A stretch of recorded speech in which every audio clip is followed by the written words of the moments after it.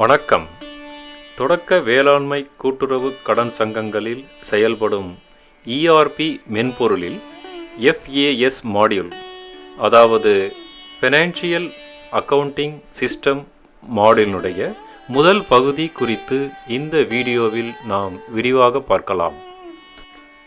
தற்போது நாம் FAS financial accounting சிஸ்டமில் எப்படி கான்ஃபிகரேஷன் செய்வது என்பது குறித்து பார்க்கலாம். இதன் கீழ் 4 விதமான பெரும் கணக்கு தலைப்புகள் உள்ளன. அவை லயபிலிட்டிஸ் பொறுப்புகள், அசட்ஸ் சொத்துகள், இன்கம் வரவு, எக்ஸ்பெண்டிச்சர் செலவு ஆகியன. ஒவ்வொரு பெருந்தலைப்பின் கீழும் துணை தலைப்புகளை உருவாக்க வேண்டும். இத்தலைப்புகளுக்கான பாராமீட்டர்ஸ்களை கட்டமைக்க வேண்டும். இப்பொழுது நாம் லாகின் திரையில் உள்ளோம். இத்திரையில் லாகின் ஐடி, பாஸ்வேர்டு, பரிவர்த்தனை நாள் மற்றும் கேப்சா குறியீட்டினை உள்ளீடு செய்து லாகின் பட்டனை அழுத்தவும். இப்பொழுது நீங்கள் முகப்பு திரையின் டேஷ்போர்டை பார்க்கிறீர்கள். இந்த கான்ஃபிகரேஷன் மெனுவில் உள்ள FAS குறித்தும் அதிலுள்ள சார்ட் ஆஃப் அக்கவுண்ட்ஸ் குறித்தும் பார்ப்போம்.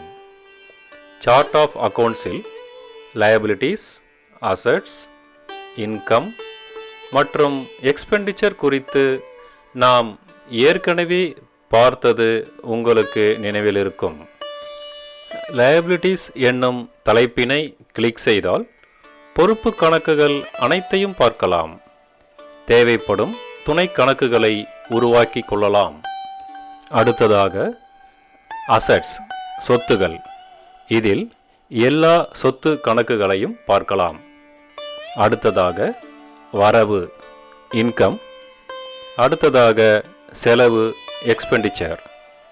இப்போது வரவு இனத்தில் புதிதாக ஒரு கணக்கை எப்படி உருவாக்குவது என்று பார்ப்போம்.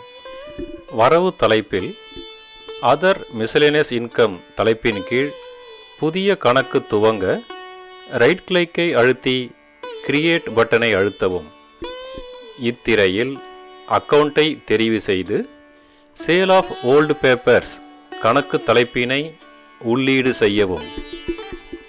பின்பு கிரியேட் அக்கவுண்ட் அழுத்தவும். இப்பொழுது புதிய கணக்கு உருவாக்கப்பட்டு விட்டது. இதேபோல் தேவைப்படும் இனங்களில் புதிய கணக்குகளை துவக்கிக் கொள்ளலாம். புதிய கணக்குகளை துவக்கிய பிறகு நாம் பாராமீட்டர் மாஸ்டர் செல்வோம். இதில் தேவைப்படும் இனங்களுக்கு எஸ் அல்லது நோ என்பதை தேர்ந்தெடுக்க வேண்டும். இதில் டே எண்ட், தேய்மானம் கணக்கிடுதல், வவுச்சர் பிரிண்ட் செய்தல், வவுச்சர் சம்பந்தமான விவரங்கள், ரிப்போர்ட்ஸ் குறித்த இனங்கள் மற்றும் இதர விவரங்களை கொடுத்த பின் அப்டேட் பட்டனை அழுத்தவும்.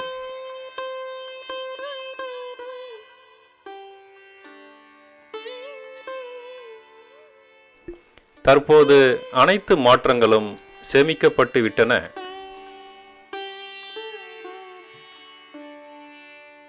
இதுவரை FAS முதல் பகுதியில் ERP மென்பொருளில் புதிய கணக்குகளை துவக்குவது பற்றியும் பாராமீட்டர்ஸ்களை கட்டமைப்பது குறித்தும் விரிவாக பார்த்தோம்.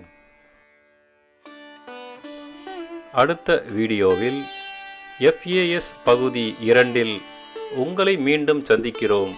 நன்றி.